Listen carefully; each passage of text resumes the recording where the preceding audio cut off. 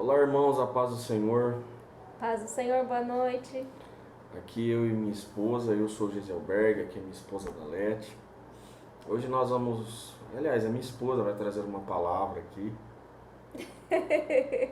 Amém. Ela vai trazer uma palavra, aliás, essa palavra ela ministrou, né, no culto de oração que teve agora há pouco, via Google Meet. Então eu queria compartilhar com os irmãos, falei, vamos compartilhar isso no YouTube. Ai, Jesus. Mas ela precisa desembocar aqui, que o vídeo não pode ficar longo. Tá bom, vamos lá, irmãos. Salmos 98. Acompanhe aí que eu vou ler. Com intervenções do marido. A justiça do Senhor. Salmos 98. Cantai ao Senhor um cântico novo, porque Ele tem feito maravilhas. A sua destra e o seu braço santo lhe alcançaram a vitória. O Senhor fez notória a sua salvação, manifestou a sua justiça perante os olhos das nações. Lembrou-se da sua misericórdia e da sua fidelidade para com a casa de Israel. Todos os confins da terra viram a salvação do nosso Deus. Celebrai com júbilo ao Senhor, todos os confins da terra. Aclamai, regozijai-vos e cantai louvores. Cantai com harpa louvores ao Senhor, e com harpa e voz de canto, com trombetas e ao som de buzinas. Exultai perante o Senhor, que é Rei. Ruja o mar e a sua plenitude, o mundo e o que nele habita. Os rios batam palmas, e juntos cantem de júbilo os montes, na presença do Senhor, porque ele vem julgar a terra. Julgará o mundo com justiça e os povos com equidade. Nessa palavra, o que eu mais o que o Senhor mais colocou em meu coração e me fez lembrar foi que na questão do nosso culto a Deus, né?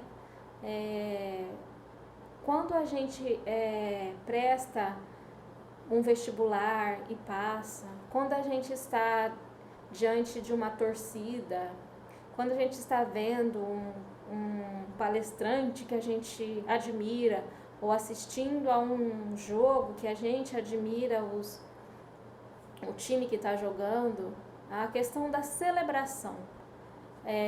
Quando a gente celebra homens, né, que são inteligentes, importantes ao nosso ponto de vista, a gente não celebra de uma forma introspectiva.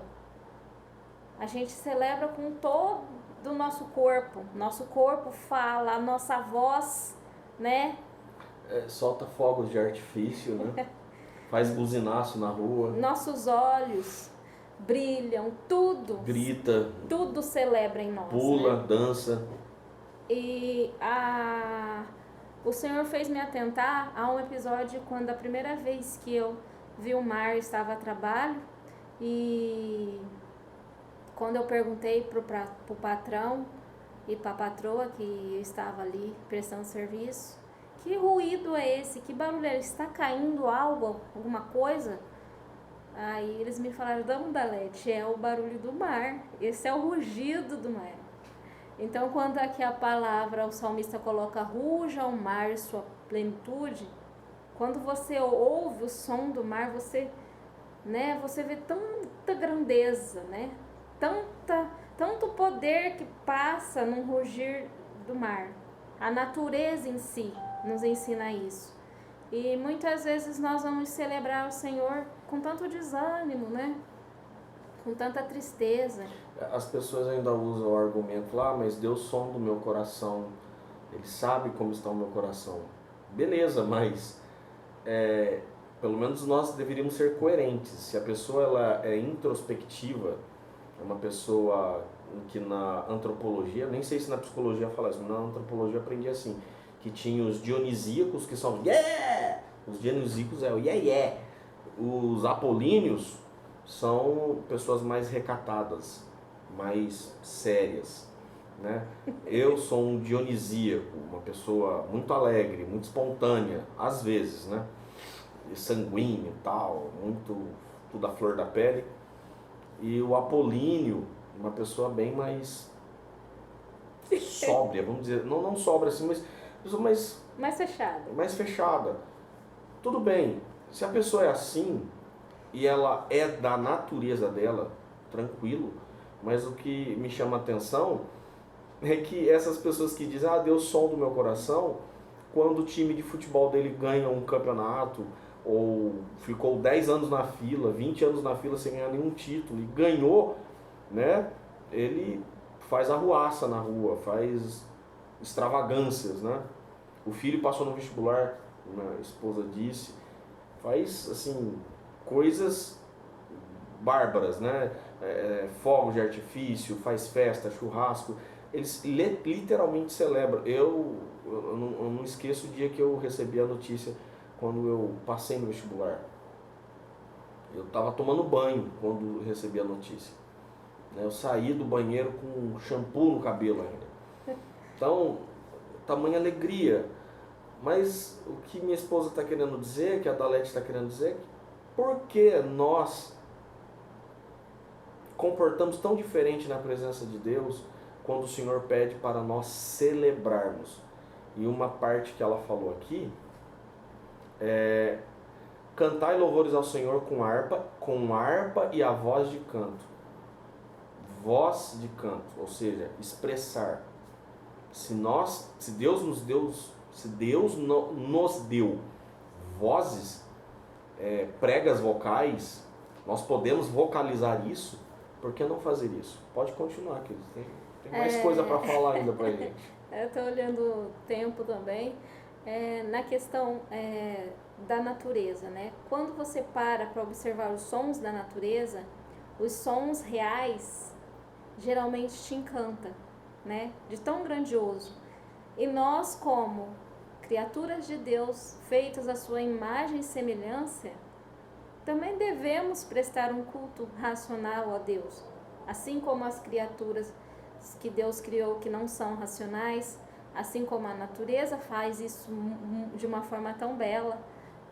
Nós, como seus filhos, temos que prestar-lhe esse culto. Quando Paulo diz culto racional, não é na questão de ritual, né? Sabe o que me chamou a atenção? Quando você falou que foi para o mar, o som do mar. O som do mar, você vê o mar no vídeo é uma coisa. Sim. Você vê uma foto da praia, do mar é uma coisa.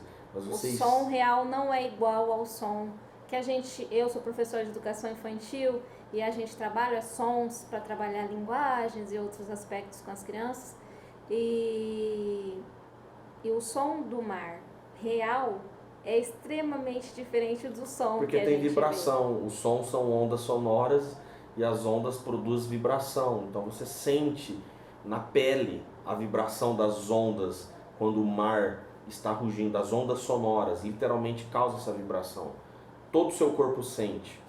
Então eu acho interessante, querido, quando você conta a sua experiência, é que você nunca tinha visto, você teve essa primeira experiência já na fase adulta. Sim. Eu não lembro assim, bom, eu era pequeno, mas você já conseguiu ter um discernimento melhor, porque você estava na fase, nunca tinha visto o mar. Não. E foi espetacular para você, foi uma grande experiência para você. Ali Deus me comunicou assim da sua grandeza, e você sentir aquilo, o vento, olha o tanto de poder. E quem criou o mar, que tem esse poder todo, é o meu Deus. Está acima de tudo isso. Então, foi uma forma tão simples, né? Que Deus utilizou para me mostrar a sua grandeza e para me ajudar a crer, né? A crer também e descansar nele.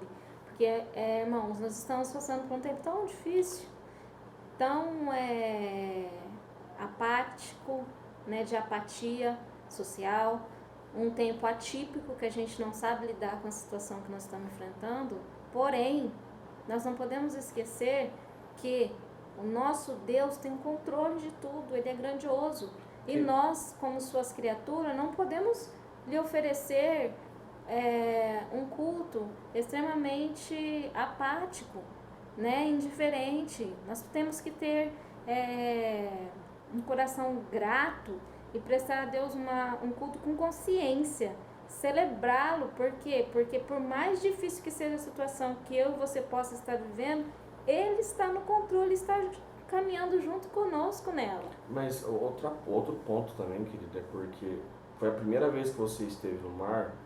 Estar no mar, na praia, é diferente de foto, e trazendo e aplicando isso da experiência do ser humano com Deus. Muitas pessoas só conhecem Deus de ouvir falar. Sim. Mas não conhece Deus com as suas próprias experiências, porque ele não busca, ele não conhece quem é o seu Deus. Ele só ouve os seus pais falarem de Deus, o que o pastor fala, mas ele mesmo, particularmente ele mesmo, nunca teve uma experiência com Deus. Então ele está bem distante. Ele é como uma pessoa que só vê o mar pela foto. Sim. Ele, e assim, é muito abstrato. Por mais que ele fale, não, eu creio em Deus, eu sei o que é Deus, mas é tudo muito abstrato para ele. E aí depois não sei se você já falou sobre, você já falou questão do culto espiritual e racional, né? Porque quando você não tem essa experiência com Deus, você pode até ir ao culto, né? Você pode até estar lá fisicamente, Ritual. prestar atenção, mas não passa de um mero ritual. Sim. Ainda é que a minha esposa tá tímida aqui. A outra coisa que nós discutimos é que em algumas traduções, por exemplo, na tradução Almeida corrigida e atualizada, a ARA, a Bíblia da tradução Almeida corrigida e atualizada, não, Almeida revista e atualizada, diz para que nós apresentemos um culto espiritual. Outras traduções apresentam com um culto racional. Sim. E a minha esposa aqui estava falando de culto racional. A racionalidade e espiritualidade está no mesmo caminho. Está no mesmo caminho. Só que o termo espiritualidade ele vai mais além. Nós somos constituídos por 3 partes: corpo, alma e espírito.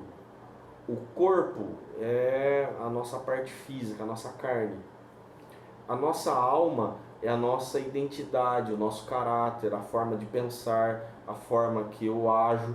Tudo isso é Emoções. a minha personalidade, o que eu sou. A alma é o que eu sou. E o espírito também está ligado com a personalidade, mas o espírito é mais além do que isso. O espírito é como se fosse uma paixão, é algo mais intenso que você entrega de coração, tem sentimento, veneração. Todo ser humano tem espírito. E o espírito, ele foi criado. Por que Deus ele deu o espírito para o ser humano? Para que ele adore. E o ser humano ele foi criado para adorar a Deus e não para adorar outra coisa. Nossa adoração só deve a Deus. E aí nós colocamos outros deuses no lugar do verdadeiro Deus. O futebol, a política, filosofia, cantores, artistas, e entre tantas coisas que ocupam o centro do nosso coração, e nós entregamos com paixão e intensidade. Por isso que as pessoas cantam, gritam, por isso que as pessoas vibram, porque tem espírito. Mas a nossa adoração, ela deve ser voltada apenas para Deus. E quando a pessoa ela entra na igreja sem essa pegada espiritual, sem esse fervor, é questionável, porque ele vai à igreja e, eu tenho racionalidade, estou pensando, entendo a palavra, mas e o fervor? E o que você veio prestar a Deus? Você abriu o seu coração? Você entregou os seus sentimentos ao Senhor? Você se expôs de fato? Olha, Senhor, eu sou uma pessoa miserável, pecadora. Eu cometi vários crimes, eu pequei, errei várias coisas e eu preciso confessar diante de Ti. Será que nós temos essa intensidade? Então o que eu tô entendendo aqui é: rujam os mares, batam palmas os rios eles correm todos os dias. Você não vê um rio parado, o rio está correndo todo dia. E nós? Só que eu só vou conseguir fazer isso se eu ter de fato uma experiência Relacional com Deus. relacional. É. Não sabia dessa. Sim, porque quando você se relaciona com alguém, deixa de ser um monólogo para ser um diálogo. E muitas vezes nós apenas estamos no monólogo, no nosso ritual cristão, mas não num relacionamento, num diálogo com Deus. É tipo como se eu chegasse em casa e só os meus desejos importassem, né? Só quero do meu jeito e eu não se importo com a minha esposa. Só eu falo e ela só me serve. Que relacionamento é esse? Né? Vai ser um relacionamento bem ruim. Depois, se eu tivesse num relacionamento assim, provavelmente eu estaria dormindo na sala, né? É claro que eu tenho bastante falhas. Fracasso. Tem bastante falhas, mas muitas pessoas se relacionam dessa forma. Ah, Deus como se fosse o Senhor que apenas... Não é nem Senhor. Nesse caso, Deus é o servo, porque Deus só está servindo, só tem que servir. Ainda tem gente que fala para colocar Deus na parede. Uma teologia tão fraca, bizarra, de falar que... Aliás, como que pode um ser humano miserável, que é pó da terra, colocar o Deus eterno, Criador dos céus e do universo, colocar Ele na parede? Tenta. Eu não consigo compreender isso. E fala para nós determinarmos alguma coisa. Isso é uma figura de linguagem, porque o ser humano não consegue. Mas ainda fala, determina como você vai determinar alguma coisa. O Senhor é soberano. Deus é soberano em suas ações, e se Ele não quiser fazer o favor que você quer, Ele continua sendo Deus e Ele não precisa dar justificativa de suas decisões. Então nós devemos nos prostrar humildemente diante dele e falar: Senhor, eu sou dependente de Ti, eu clamo por misericórdia apenas, né? E se o Senhor quiser fazer, glorificado seja o Seu nome. Só que as pessoas têm uma concepção completamente equivocada sobre Deus. E nessa pandemia eu achei que as pessoas iriam se humilhar ainda mais. Não, as pessoas estão totalmente equivocadas. Eu tenho, assim, às vezes asco de algumas situações que eu vejo no meio religioso, principalmente no meio evangélico, né, que tem ocorrido. Eu falo: meu Deus, as pessoas não estão aprendendo nada com essa pandemia, de vez se humilhar e confessar dos seus maus caminhos a Deus. Vá ler lá Crônicas. O pessoal não está lendo, não leu Crônicas, não, acho que só lê para colocar no perfil ali para... Mas, olha, que Deus tenha misericórdia, viu, moço? Era você que era para falar. Você já falou demais. Mas era, enfim, isso. Foca nela. A questão desse salmo me chamou a atenção pela questão do júbilo, né? De você cantar a Deus com júbilo, celebrar a Deus com alegria, ter prazer nas coisas de Deus, não apenas prestar um culto ritualístico, né? Ou por medo, mas sim de uma experiência, de uma vivência com Deus. Vamos ver se você lembra que eu falei que quer dizer culto. Serviço. Serviço. Uhum. É servir. Tem gente que vai no culto para receber. A parte que nós recebemos é a palavra, mas o culto é meu. É nós que fazemos. E esse culto deve servir ao Senhor com alegria, assim como diz o Salmo 100, né? Apresentai-vos a Ele com canto. Porque quando, irmãos, a gente se dispõe a ter esse diálogo com o Senhor, esse relacionamento de fato, não a questão de ritual, tem que ir segunda, terça, quarta, quinta, sexta na igreja, não, mas o relacionamento. de você ter Deus como seu amigo, seu Senhor, como soberano, como uma pessoa, né? E não como um ser abstrato, faz uma diferença na sua vida e você vê tantas maravilhas e tantos milagres que Deus faz através de você, por você, porque apenas você se dispôs a ter com Ele uma vivência, um relacionamento de fato, né? E bem, era isso a palavra que eu ministrei, que o meu esposo pediu para eu gravá-la. Amém. Somos gratos a Deus por tudo que Ele tem feito por nós. Espero que essa palavra